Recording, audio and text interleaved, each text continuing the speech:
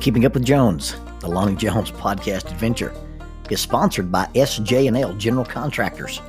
SJ&L General Contractors is licensed in both Alabama and Tennessee. This family-owned business provides mass grading, storm drainage, sewer and concrete improvement, asphalt paving, erosion control, demolition, and heavy hauling. If you're in need of any of these services, you can contact them at 931-433-4660. That is 931-433-4660. If you'd like to be employed by this family-owned company, 3 W's and a dot, sjnl.com, www.sjnl.com.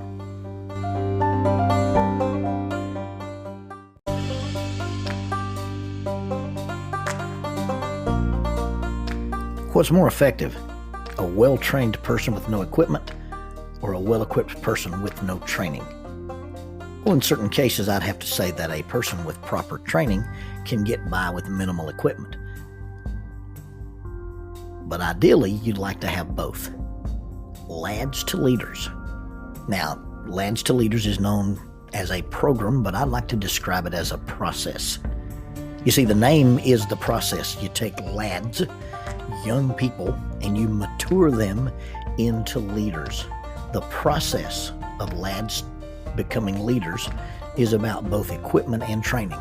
Young people are equipped with values, they are equipped with philosophy, and they are equipped with special skills. Lads to Leaders is not just learning to do, but in reality it's doing to learn. And as people participate in the Lads to Leaders program, they become well-trained and well-equipped to be the future leaders. And church leaders or community leaders, it produces leadership qualities in young people. The Lads to Leaders program is the legacy of Dr. Jack Zorn, who invented the program. If you're interested in participating in Lads to Leaders, ladstoleaders.com. If you're interested in learning more about it, you can contact Rhonda Fernandez, 321-202-7600, 321-202-7600, ladstoleaders.com, producing leaders in the church, in the future, in the young people of today.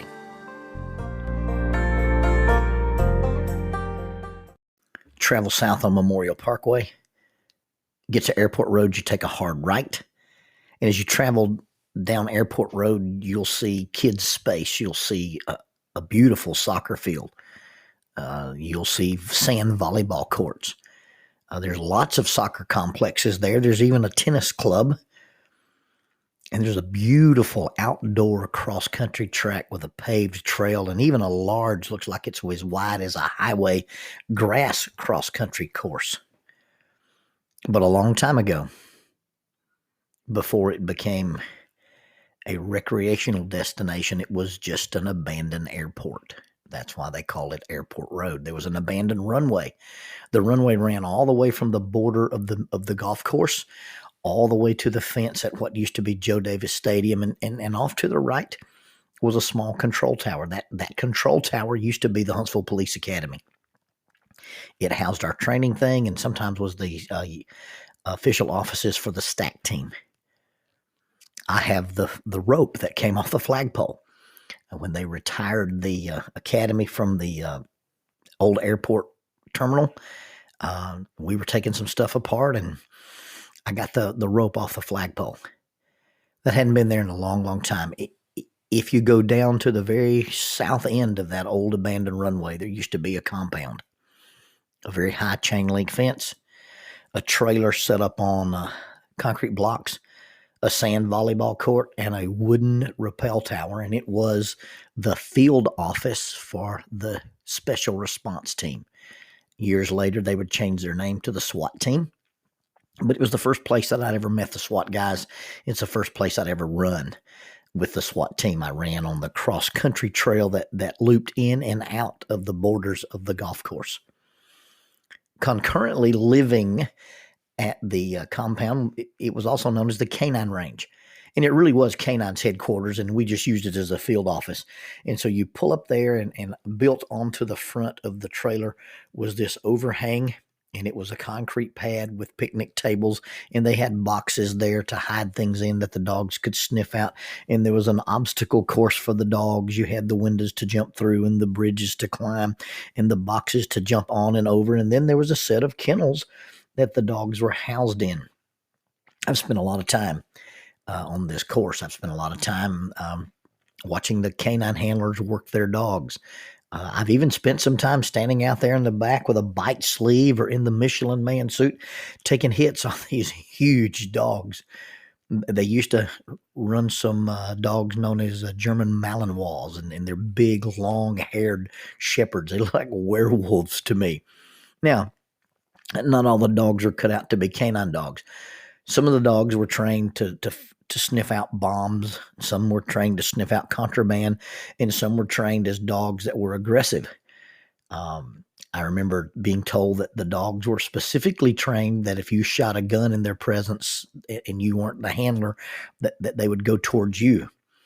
I remember a dog named Elvis, and I'm not sure that Elvis ever graduated canine school, but you would watch the young man working Elvis and going through his paces, and he would hold the long lead to the long leather leash that they had for the dogs, and he'd walk with Elvis, and Elvis would go up the ramp and across the bridge and down the ramp, and then he would swap hands as Elvis would jump through the window, and then Elvis would get into a thing where he has to cross some more barriers.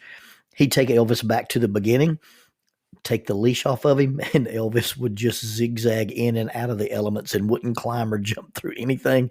And sometimes Elvis would just say, enough of this, and go back to his kennel.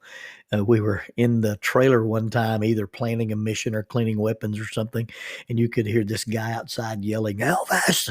And we looked outside, and Elvis had gone and just laid down in his kennel, and this young man's dragging this poor dog across the lawn. I'm not sure Elvis made a canine dog. Maybe he was just nothing but a hound dog. Can you imagine my shock one day to pull up at the canine range and get out of my vehicle and get ready to PT or train, and to see sitting out inside the canine range a small cage with a can of Little Friskies? I was shocked. I don't think Huntsville canine dogs eat Little Friskies. Maybe Elvis would have liked them, but other than that, no self-respecting dog is going to eat cat snacks. But maybe they were trying to catch a skunk. You know, skunks have been known to frequent the area. I personally thought you used cat food to catch possums or foxes, but that may be another story. Imagine my shock when later that afternoon we're outside and around our vehicles and either getting gear on or putting gear off, or maybe even getting ready to PT, when a small cat bounced over the retaining wall and slipped into the trailer at the field office. Yeah, you heard me right, a cat. And this little cat lived on the canine range. Maybe it's a SWAT cat. Later on, we discovered that this little stray cat not only had taken up residence on the canine range, but had decided to start a family. Now, you want to talk about tough. You want to talk about asking for trouble. How tough do you have to be to raise your kittens on the police canine range? You want to talk about spiritual toughness? Maybe they don't exactly use the words when Paul or the Apostle Peter or even Jesus talk about spiritual toughness, but they use words like light in the darkness, strangers and foreigners and pilgrims and sojourners. I've used the words a spiritual creature in a physical world. They use words like don't be conformed, but be transformed. Lights shining in the darkness. Let your light so shine before men. The canine kittens, and there's an oxymoron, but the canine kittens will learn soon enough how to be tough. They'll learn that they're different.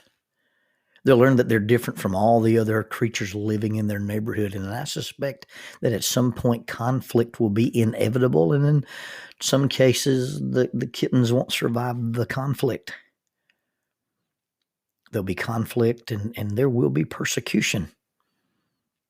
The kittens will grow up to be cats, if indeed they live long enough to grow up. And there's nothing in them that will make them become dogs. There's nothing in them that they will sell out and try to become actual K-9s. They were born kittens, they will grow kittens, and they will die as kittens. They must learn to live in their new tough environment simply because they have to. That's where their mom chose to give birth to them.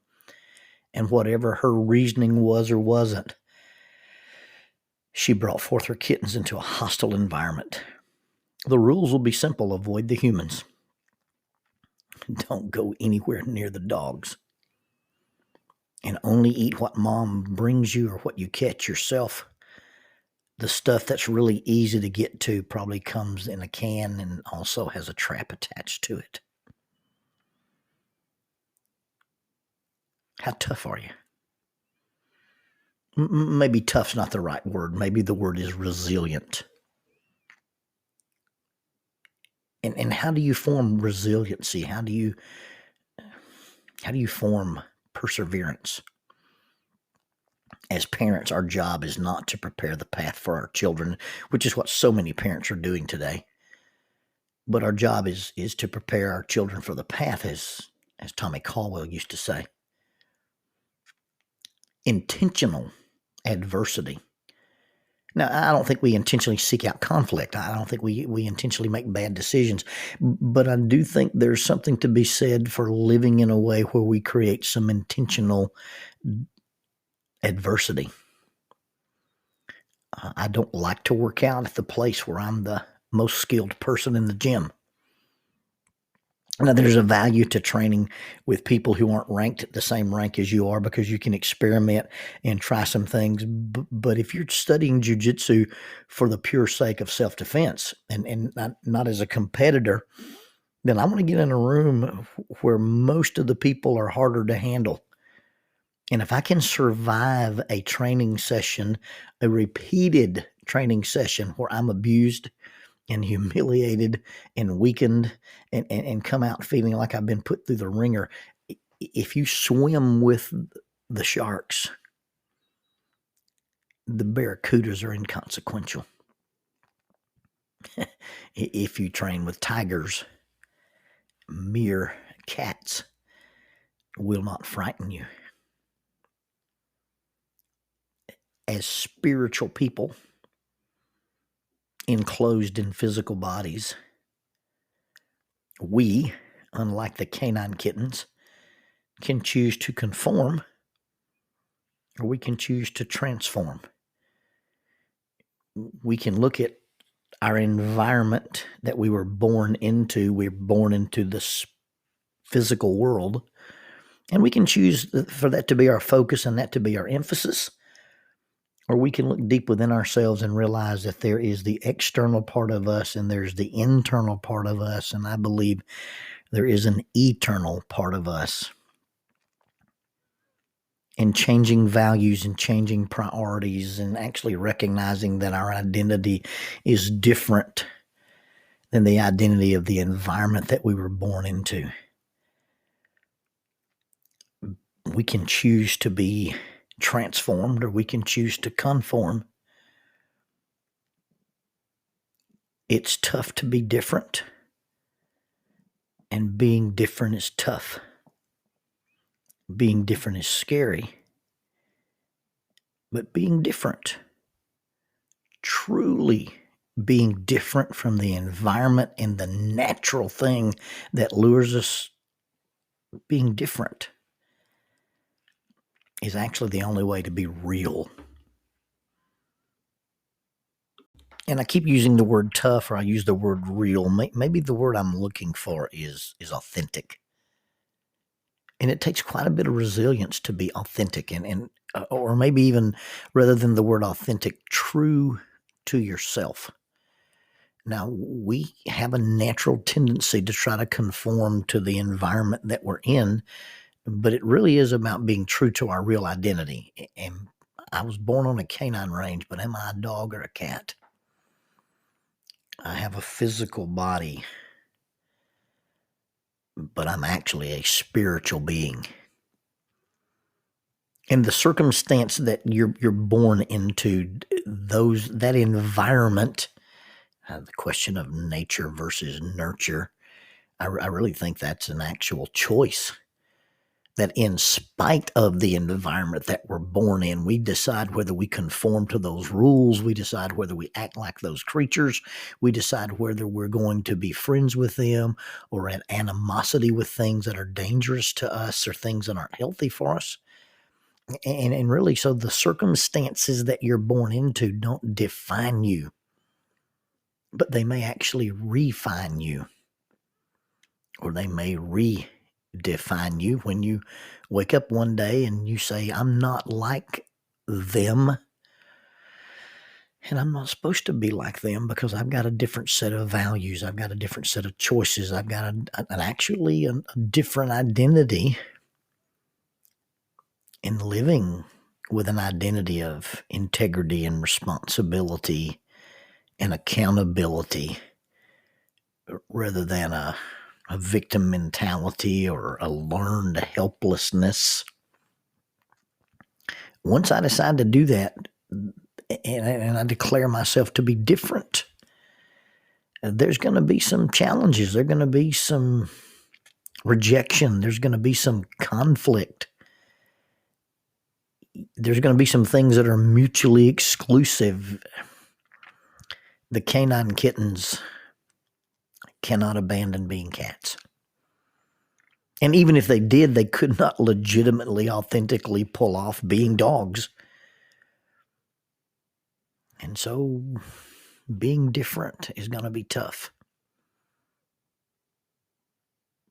But you have to be tough.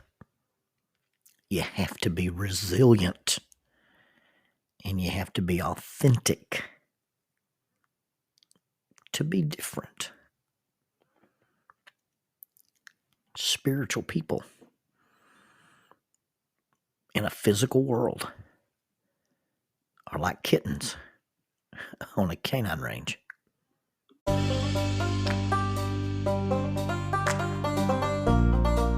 TKM Incorporated is a supporter of Keeping Up with Jones, the Lonnie Jones podcast adventure.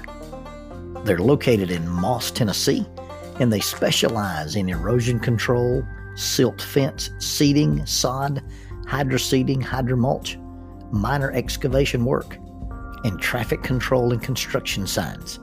If you need any of their services, please call them at 931-243-3958.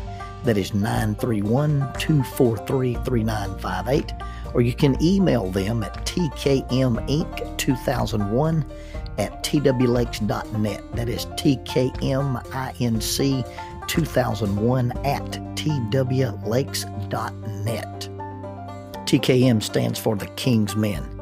And with their traffic control and construction signs, one of their primary missions is keeping people safe.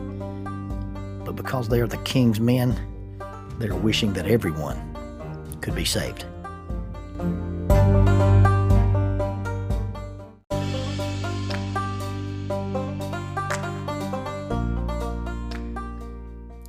Keeping Up with Jones, the Lonnie Jones podcast adventure, is sponsored by us.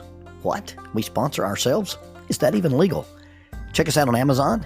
You can have access to the titles of Pedagogue, the youth ministry book by Lonnie Jones, Cognitive Spiritual Development, a Christ-centered approach to spiritual self-esteem, Grappling with Life, Controlling Your Inside Space, a small essay using the principles of Brazilian Jiu-Jitsu to talk about psychological and emotional self-defense, If I Were a Mouse, a children's book written and illustrated by Lonnie Jones, and then The Selfish Reel, a very short story about a decision. Also, you can check out our YouTube channel to see archived lessons and presentations from across the country, some videos with rope tricks and knots. Don't forget to visit the Facebook page 550 Guys to learn about the little rope men that we make and that we invented and that we make. And then be sure to click like, subscribe, and share.